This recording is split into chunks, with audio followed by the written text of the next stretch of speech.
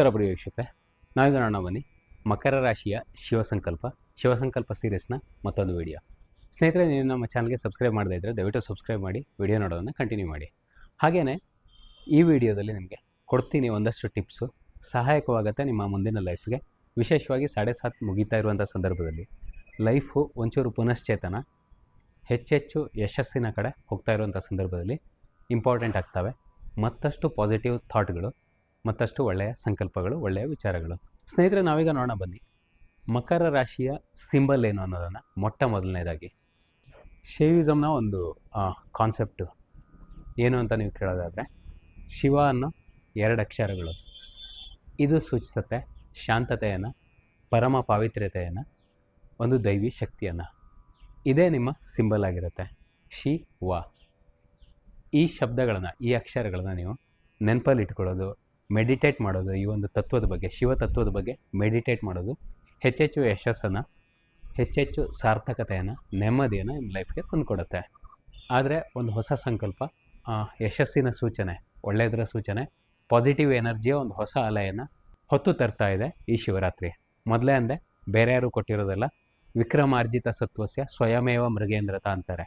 ಅಂದರೆ ಸ್ವಂತ ಶಕ್ತಿಯಿಂದಲೇ ಗಳಿಸ್ಕೊಂಡಿರೋದು, ಅರ್ನ್ ಮಾಡಿರೋದು ಈ ಒಂದು ಸಕ್ಸಸ್ಸು.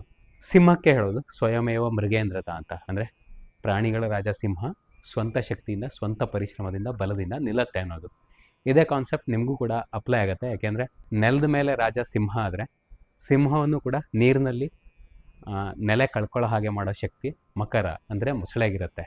ಆ ಥರದ ರಾಶಿಯವರು ನೀವು. ಛಾತಿ, ಧೈರ್ಯ, ಸಾಹಸ, ಪರಾಕ್ರಮಗಳು ಮಕರ ರಾಶಿಯವರಿಗೂ ಕೂಡ ತುಂಬ ಚೆನ್ನಾಗೇ ಇರುತ್ತೆ. ಸಿಂಹರಾಶಿಯವರಿಗೆ ಯಾವ ಥರ ಇರುತ್ತೋ ಮಕರ ರಾಶಿಯವರಿಗೂ ಅದೇ ಥರ ಇರುತ್ತೆ. ಬಟ್ ಜಲತತ್ವ ಸ್ವಲ್ಪ ಜಾಸ್ತಿ ಇರುತ್ತೆ. ಸ್ವಲ್ಪ ಹೆವಿನೆಸ್ಸು, ಡಲ್ನೆಸ್ಸು ಮೊಸಳೆ ಯಾವ ಥರ ಇರುತ್ತೋ ಅದೇ ಥರ.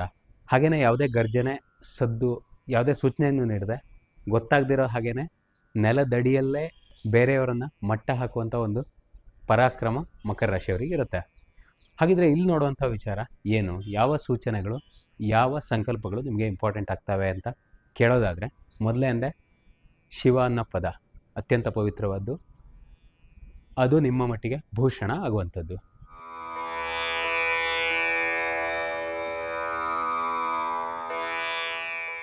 ಈ ಪದದಿಂದ ನೀವು ಕಲಿಬೇಕಾಗಿರೋದು ಏನು ಅಂತ ಕೇಳೋದಾದರೆ, ಸ್ನೇಹಿತರೆ ನೆನ್ಪಿಟ್ಕೊಳ್ಳಿ, ನಮಗಿಂತ ದೊಡ್ಡ ಶಕ್ತಿ ಈ ಪ್ರಪಂಚದಲ್ಲಿದೆ ಅನ್ನೋದು, ನಮ್ಮನ್ನು ಆಳ್ತಾ ಇರುವಂಥದ್ದು, ನಮ್ಮನ್ನು ಕುಣಿಸ್ತಾ ಇರುವಂಥದ್ದು, ಮತ್ತು ಬೇರೆ ಬೇರೆ ಸ್ಥಳಗಳಿಗೆ ನಮ್ಮನ್ನು ಕೊಂಡೊಯ್ತಾ ಇರುವಂಥದ್ದು, ಬೇರೆ ಬೇರೆ ಪೊಸಿಷನ್ಗಳಿಗೆ ನಮ್ಮನ್ನು ಎತ್ಕೊಂಡು ಹೋಗ್ತಾ ಇರುವಂಥದ್ದು, ಹಾಗೆಯೇ ಆಳವಾದ ಪ್ರಪಾತಗಳಿಗೆ, ಗುಂಡಿಗಳಿಗೆ ತೊಗೊಂಡೋಗ್ತಾ ಇರುವಂಥದ್ದು ಒಂದು ಮಹಾನ್ ಶಕ್ತಿ, ಮಹಾನ್ ಚೇತನ.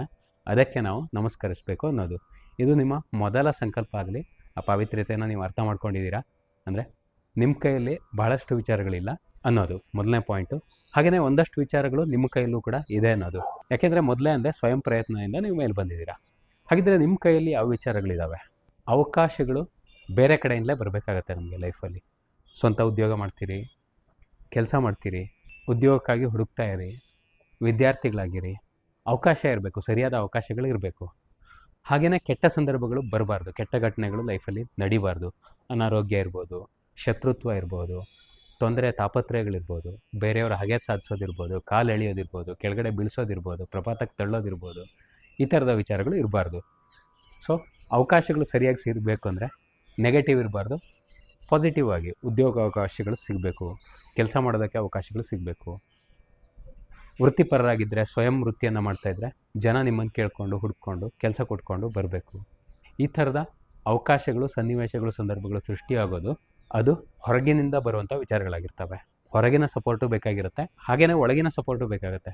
ಒಳಗಿನ ಸಪೋರ್ಟ್ ಅಂದರೆ ನಮ್ಮನ್ನು ನಾವು ಮೋಟಿವೇಟ್ ಮಾಡ್ಕೊಳ್ಳೋದು, ಪ್ರೇರೇಪಿಸ್ಕೊಳ್ಳೋದು, ಚೆನ್ನಾಗಿ ಕೆಲಸ ಮಾಡೋದಕ್ಕೆ ಟ್ರೈ ಮಾಡೋದು, ಬಂದಿರೋ ಕೆಲಸವನ್ನು ತಕ್ಷಣ ಮುಗಿಸೋದಕ್ಕೆ, ಸರಿಯಾದ ರೀತಿಯಲ್ಲಿ ಮಾಡೋದಕ್ಕೆ ಟ್ರೈ ಮಾಡೋದು, ಇವೆಲ್ಲ ನಮ್ಮ ಕೈಯಲ್ಲಿರುತ್ತೆ.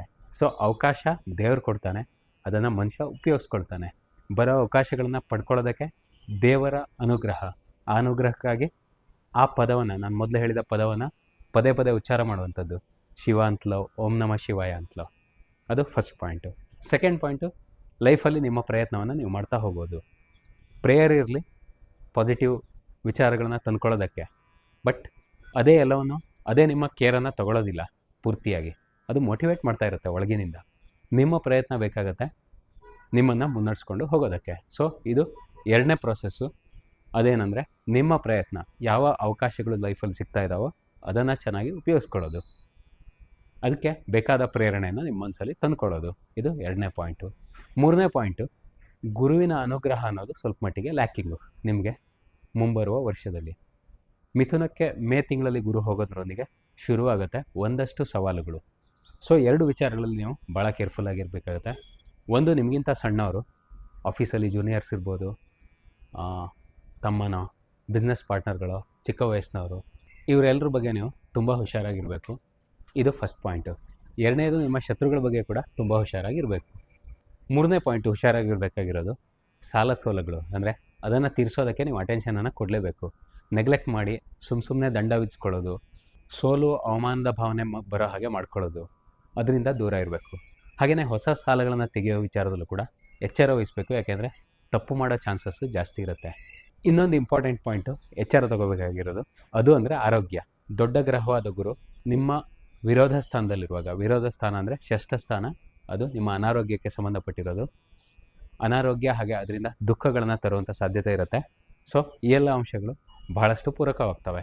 ನಿಮ್ಮ ಅಭ್ಯಾಸಗಳಲ್ಲಿ ಒಂದು ಸ್ವಲ್ಪ ಕಂಟ್ರೋಲನ್ನು ಮಾಡಿಕೊಂಡ್ರೆ ಗುರು ನಿಮ್ಮನ್ನು ಕಾಪಾಡೋದ್ರಲ್ಲಿ ಯಾವುದೇ ಸಂದೇಹನೇ ಇಲ್ಲ. ಶನಿಯ ಅನುಗ್ರಹ ಪೂರ್ತಿಯಾಗಿದ್ದರೂ ಕೂಡ ಒಂದು ಸ್ವಲ್ಪ ನಿಮ್ಮ ಮಟ್ಟಿಗೆ ಅಶ್ರದ್ಧೆ ನುಸುಳೋ ಚಾನ್ಸಸ್ ಇರುತ್ತೆ. ಅಶ್ರದ್ಧೆ ಅಂದರೆ ನಾನು ಹೇಳೋದು, ನೀವೇನೋ ತಪ್ಪು ಮಾಡಿಬಿಡ್ತೀರಿ, ದೇವರನ್ನು ಧರ್ಮವನ್ನು ವಿರೋಧಿಸೋದಕ್ಕೆ ಶುರು ಮಾಡಿಬಿಡ್ತೀರಿ ಅಂತಲ್ಲ. ಎಲ್ಲೋ ಒಂದು ಕಡೆ ಅನುಮಾನ, ಸಂಶಯ, ಇದನ್ನು ಮಾಡಿದರೆ ಹೇಗೆ, ಮಾಡದೇ ಇದ್ದರೆ ಹೇಗೆ, ಮಾಡಲೇಬೇಕಾ, ಇದನ್ನು ಯಾಕೆ ಮಾಡಬೇಕು, ಅದನ್ನು ಯಾಕೆ ಮಾಡಬೇಕು, ಈ ಥರದ ಪ್ರಶ್ನೆಗಳು ಬರುವಂಥ ಚಾನ್ಸಸ್ ಇರ್ತವೆ. ಅದರಿಂದ ದೂರ ಇರೋದಕ್ಕೆ ಸಾಧ್ಯ ಆದಷ್ಟು ಪ್ರಯತ್ನ ಪಡಬೇಕು. ಯಾಕೆಂದರೆ ನಾನು ಹೇಳಿದ ಹಾಗೆ ಶಿವತತ್ವದಲ್ಲಿ ಆ 2 ಅಕ್ಷರಗಳ ಒಂದು ಪದ ನಿಮ್ಮನ್ನು ರಕ್ಷಣೆ ಮಾಡೋ ಒಂದು ಮುಖ್ಯವಾದ ಕೊಂಡಿಯಾಗಿರುತ್ತೆ.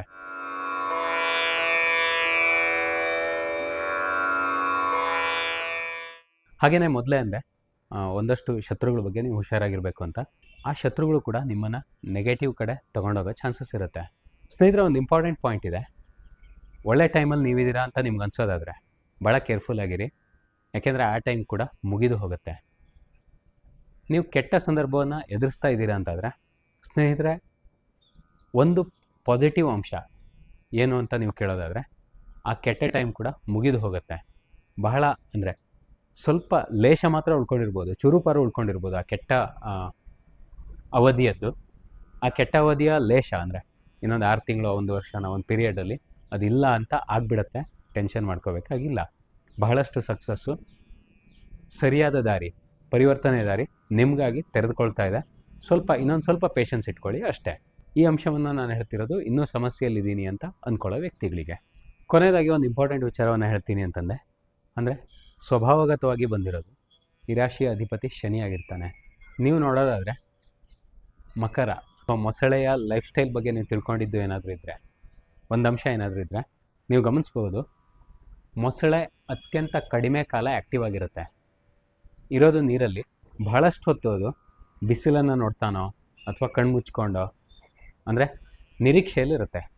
ಪ್ರತೀಕ್ಷೆಯಲ್ಲಿ ಟೈಮನ್ನು ಕಳೀತಾ ಇರುತ್ತೆ. ನಿರೀಕ್ಷೆ ಮಾಡಬೇಕಾಗಿರೋದು ನಿಮ್ಮ ರಾಶಿಗೆ ತಕ್ಕ ಗುಣನೇ ಆಗಿರುತ್ತೆ. ಅಂದರೆ ನಿರೀಕ್ಷೆಯಲ್ಲಿರೋದು ಏನೋ ಒಂದು ಆಗುತ್ತೆ, ಒಳ್ಳೆ ಘಟನೆ ನಡೆಯುತ್ತೆ, ಏನೋ ಒಂದು ಮಾಡ್ತೀನಿ ನಾನು, ಒಂದು ತೀರ್ಮಾನಕ್ಕೆ ಬರೋ ಮೊದಲು ಸಾಕಷ್ಟು ಸಮಯವನ್ನು ತಗೊಳ್ಳೋದು, ಒಂದು ಸಂದರ್ಭಕ್ಕಾಗಿ, ಒಂದು ಸನ್ನಿವೇಶಕ್ಕಾಗಿ ನಿರೀಕ್ಷೆ ಮಾಡೋದು, ಇದು ನಿಮ್ಮ ಸ್ವಭಾವ ಸಿದ್ಧ ಸಹಜವಾದ ಗುಣ ಆಗಿರುತ್ತೆ. ಹಾಗೆಯೇ ಚಕ್ಕಂತ ಒಂದು ವೈಲ್ಡ್ ಮೂವ್ ಇರುತ್ತೆ. ಒಂದು ಸಲ ಸಡನ್ನಾಗಿ ಒಂದು ಸರಿಯಾದ ಟೈಮಲ್ಲಿ ಕಬ್ಬಣ ಕಾದ ಮೇಲೆ ಬಡಿಬೇಕು ಅನ್ನೋ ಥರ ಒಂದು ವೈಲ್ಡ್ ಸ್ವಿಂಗ್ ಮಾಡುತ್ತೆ. ಆವಾಗ ಆ ಮೊಸಳೆಯ ಬಾಯಿಗೆ ಏನೋ ಒಂದು ಆಹಾರ ಕರೆಕ್ಟಾಗಿ ಬಿದ್ದಿರುತ್ತೆ ಅಂತ ಅರ್ಥ. ಇದು ಮಕರದ ಬಗ್ಗೆ ನಾವು ತಿಳ್ಕೊಳ್ಳುವಂಥ ಅಂಶ. ರಾಶಿ ಸ್ವಭಾವಕ್ಕೆ ಅನುಗುಣವಾಗಿ ಎಲ್ಲರೂ ಕೂಡ ನಿರೀಕ್ಷೆಯಲ್ಲೇ ಇರ್ತಾರೆ. ಆದರೆ ಒಂದಿದೆ, ಭಾಳಷ್ಟು ಅವಧಿಗೆ ಈ ವ್ಯಕ್ತಿಗಳು ಸೋಂಬೇರಿಗಳಾಗಿರ್ತಾರೆ ಅಥವಾ ಆಲಸಿಗಳಾಗಿರ್ತಾರೆ ಅಥವಾ ಕಡಿಮೆ ಚಟುವಟಿಕೆ ಉಳ್ಳವರಾಗಿರ್ತಾರೆ ಅನ್ನೋದು ಕೂಡ ಒಂದು ಕಲ್ಪನೆ ಇದೆ. ಸೊ ಈ ಥರದ ಆಲಸ್ಯ ಭಾವನೆ ಜಾಸ್ತಿ ಆಗದೇ ಇರೋ ಹಾಗೆ ನಿಮ್ಮನ್ನು ನೀವು ಕಾಪಾಡ್ಕೋಬೇಕು. ಸದ್ಯ 7:30 ಮುಗಿದಿದೆ. ಮನಸ್ಸಿಗೆ ಅಂಟಿದ ಜಾಡ್ಯ ಅಂದರೆ ನಿಮ್ಮನ್ನು ನಿಧಾನಗೊಳಿಸುವಂಥ ಅಂಶಗಳು ಹೋಗಿ ಪದೇ ಪದೇ ಒಂದು ಸರಿಯಾದ ತೀರ್ಮಾನ, ಸರಿಯಾದ ನಿರ್ಣಯ, ಸರಿಯಾದ ಕಾರ್ಯನಿರ್ವಹಣೆ ಆಗೋದ್ರ ಕಡೆ ನಿಮ್ಮನ್ನು ತೊಗೊಂಡೋಗ್ತಾ ಇರುತ್ತೆ. ನೀವು ಕೂಡ ನಿಮ್ಮನ್ನು ನೀವು ಆ್ಯಕ್ಟಿವ್ ಮಾಡ್ಕೊಳ್ಳೋದಕ್ಕೆ ಟ್ರೈ ಮಾಡಬೇಕು. ಹಾಗಂತ ನಿಮ್ಮ ಮೂಲ ಸ್ವಭಾವವನ್ನು ನೀವು ಬಿಡಬೇಕು ಅಂತ ಹೇಳ್ತಾ ಇಲ್ಲ. ಅದನ್ನು ಇಟ್ಕೊಂಡೆ ಫಿಸಿಕಲಿ ಆ್ಯಕ್ಟಿವ್ ಆಗಿರೋದಕ್ಕೆ, ವಿಚಾರಗಳಲ್ಲಿ ಎಂಗೇಜ್ ಆಗೋದಕ್ಕೆ, ವ್ಯಾಯಾಮ, ಯೋಗ, ಧ್ಯಾನ ಇಂಥ ವಿಚಾರಗಳನ್ನ ಫಾಲೋ ಮಾಡೋದಕ್ಕೆ ಟ್ರೈ ಮಾಡಬೇಕು. ಅದು ನಿಮ್ಮನ್ನು ಇನ್ನಷ್ಟು ಮೇಲಕ್ಕೆ ಕರ್ಕೊಂಡೋಗುತ್ತೆ. ಹಾಗೆಯೇ ಚುರುಕಾಗಿರೋದು ಬಹಳಷ್ಟು ದೇವಾನುದೇವತೆಗಳಿಗೂ ಕೂಡ ಇಷ್ಟ ಆಗುತ್ತೆ ಅಂತ ಹೇಳ್ತಾರೆ. ಯಾಕೆಂದರೆ ಕಲಿಯುಗ ಅನ್ನೋದು ಕ್ರಿಯೆಯ ಯುಗ. ಅಂದರೆ ನಾವು ಕ್ರಿಯೆಗಳಲ್ಲಿ, ಕಾರ್ಯಗಳಲ್ಲಿ, ಕೆಲಸಗಳಲ್ಲಿ ಇನ್ನಷ್ಟು ಶ್ರದ್ಧೆಯಿಂದ ತೊಡಗಿಸ್ಕೊಂಡಷ್ಟು ನಮಗೆ ಯಶಸ್ಸು ಸಿಗತ್ತೆ ಅಂತ ಹೇಳ್ತಾರೆ. ನೀವು ದೈಹಿಕವಾಗಿ ಮತ್ತು ಮಾನಸಿಕವಾಗಿ ಕೂಡ ಆ್ಯಕ್ಟಿವ್ ಆಗಿರಿ. ಹಾಗಂತ ನಿರೀಕ್ಷೆ ಇರಲಿ, ಪರೀಕ್ಷೆಗಳಿಗೆ ಸರಿಯಾದ ಉತ್ತರಗಳನ್ನ ಕಂಡುಕೊಳ್ಳಿ ಅಂತ ಹೇಳ್ತಾ ವಿಡಿಯೋನ ಎಂಡ್ ಮಾಡ್ತಿದ್ದೀನಿ. ಹರಿ ಓಂ.